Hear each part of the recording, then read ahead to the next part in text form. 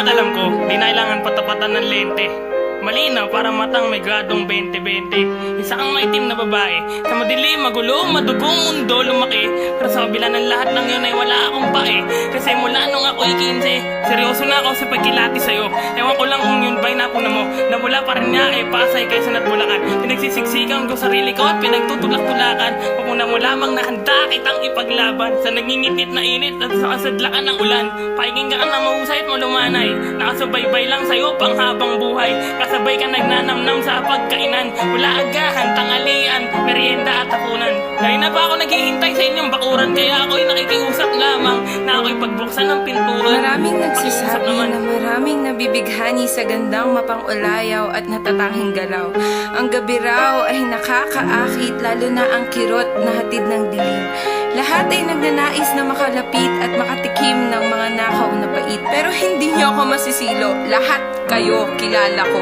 Alam ko na ang takbo ng mga utak ninyo. Hindi ninyo ako kayang maloko. Para kayong mga baraha na ginagamit sa sugal. Iba-iba ang nakapinta pero ang pagkakagawa ay iisa. Lalapit, magsasalita, uusal na matatamis na pasubali. Mamimilit, maungulit, sasabihin na kayong lahat ay ibahin. At kapag nakuha na, kapag naibigay na ang matagal nang hinihingi ay mag-iiba. Itatapon kung ano pa man ang natitira. Kaya bata, huwag ako, huwag ngayon. Hindi mo kayang patotohanan ang mga pinagsasabi mo. Ang mundo ko ay magulo at madilim at mahirap. Sa aking nakaraan ay wala kang makikitang hinaharap. Naman ka ng lahat ng mga guni-guni ko, paging tuyo man o basa. Bawat bagay na gusto ko at pag nanasa ay nasa sa iyo. Kaya nga ang isip ay nasa kalawakan. Ang direksyon sa mga mapa ay tuluyan na lalawakan. Di kasi Josephine, Constantino, si Bracken, pero gusto kong hawakan. Kamay mo at di nabitawan. Bawat isa sa mga 10 daliri, nadamhin at tiyak akong mawiwili. Ang puno at hanggang sa awan ay dugo ang isang balde. Karoon lang na matibay na pagkakasundo sa ating dalawa para wala nang pwedeng tumukso. Mangyari man ang mga alapa, payakin ng malukso. Bago ako tuluyang yumao at tinagay na si Nicho, gusto lamang pakitandaan mo to.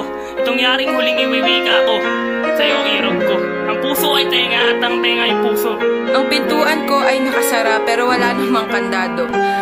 Kaya kung sino-sino na lang ang pwedeng pumasok, kahit anino. Walang sumiseryoso, lahat magaling lang sa umpisa. Kapag kumitid at humirap ang dadaanan, aalis dahil mahina raw ang kalaban. Pero ikaw, alam ko na, matagal ka nang nakasubaybay sa matatalim kong salita at matatalas na mga bara. Nakikita ko ang apoy ng kagustuhan mo na ipaglaban ang para sa iba ay panandalian at pampalipas oras lamang. Sana lang ay huwag kang mapagod, hindi ka mainis na kung sakali sa pagsama mo sa akin ay bigla akong umalis. Mahirap, masakit at matarik sa umpisa, pero ang lahat ng yan, ang lahat-lahat ay nalampasan mo na. Ang pangarap na sinusubaybayan ay makakatabi mo na.